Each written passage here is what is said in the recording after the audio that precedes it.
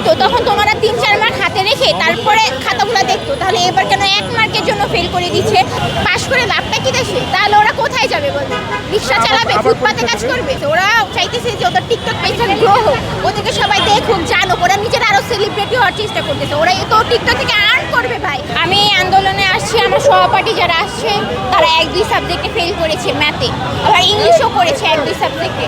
আমরা এখানে আসছি যারা 1 সাবজেক্টে ফেল করেছে তাদেরকে যেন 1-2 মার্কের জন্য ফেল করেছে তাদেরকে যেন 1-2 মার্ক দিয়ে পাস করিয়ে দেয়, আর নয়তো সাপ্লিমেন্টে এক্সাম দিবে, কলেজে ভর্তি হয়, তাদেরকে সুযোগটা দেওয়া হয়। সেই জন্য আগের যখন এক্সামগুলো হইতো তখন তোমরা 3-4 মার্ক হাতে রেখে তারপরে খাতাগুলো দেখতো, তাহলে এবার কেন 1 মার্কের জন্য ফেল করে দিচ্ছে?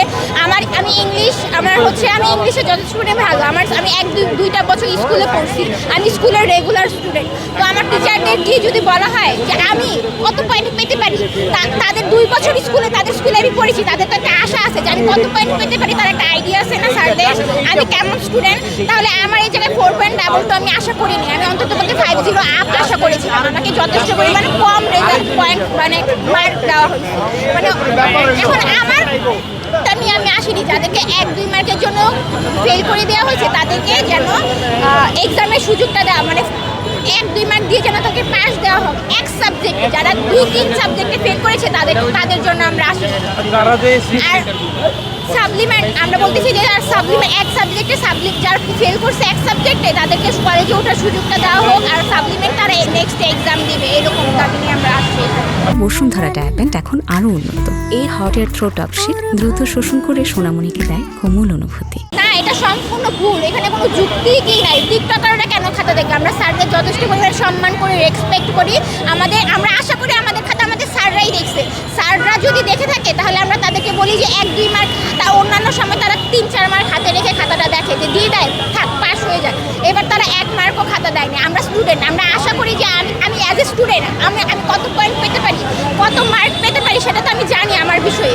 তো অন্যান্য স্টুডেন্টরাও জানে যে অন্যান্য বিষয় ওরা কত পয়েন্ট পেতে পারে, ওদেরকে 1-2 মার্কের জন্য কেন ফেল করে দিবে, সেটা হচ্ছে আমার কথা। অন্যান্য পার্ট তো পাস করিয়ে দেয়, এবার কেন দিল না? পাস করে লাভটা কি দেশে? তাহলে ওরা কোথায় যাবে বলতে? রিক্সা চালাবে, ফুটপাতে কাজ করবে? তাহলে ওদের জীবন থেকে যে 1 বছর গছে পড়ে গেল, ওদেরকে কলেজে ভর্তি হওয়ার সুযোগটা দেয়, আর নেক্সট সাপ্লিমেন্ট পরীক্ষা এক্সাম দিবে, সেটা 1-2 মার্ক যারা, আমি বলতেছি 1 সাবজেক্টে যারা ফেল করছে, আমি বলিনি যে 3-4 সাবজেক্টে।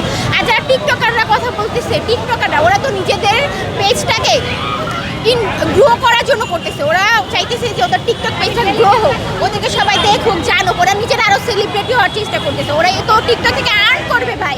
আর্ন করার জন্য টিকটক থেকে এরকম বাজে কথা বলে, টিচারদেরকে বাজে কথা বলতেছে, স্টুডেন্টদের নিয়ে বাজে কথা বলতেছে। সো আমরা তাদের টিকটক নিয়ে এখানে কোনো কথাই হবে না। আমরা জাস্ট বলতেছি 1-2 মার্কের জন্য যাদেরকে ফেল দিয়ে হয়েছে, এক বিষয়ে যারা ফেল করেছে তাদেরকে যেন সাপ্লিমেন্ট দিয়ে নেক্সট কলেজে ভর্তি হওয়ার সুযোগটা দেয়, নেক্সটে তারা এক্সাম দেবে, আর 1-2 মার্ক দিয়ে যেন তাকে পাসটা করে দেওয়া হোক, জাস্ট এতটুকু। আর আমি আশা করি যে আমি আরেকটু বেশি পয়েন্ট পাই। এখন আমাকে কম পয়েন্ট দিয়েছে, এখন আমি পাস করেছি আলহামদুলিল্লাহ। এখন এর থেকে বেশি আমি আর কিছু চাই না। অন্তত আমাদের ফ্রেন্ডরা যেন আমরা এক কলেজে যেতে পারি, বা ওরাও যেন আমাদের সাথে কলেজে ইন্টারটা শেষ করতে পারে, এতটুকুই চাহিদা।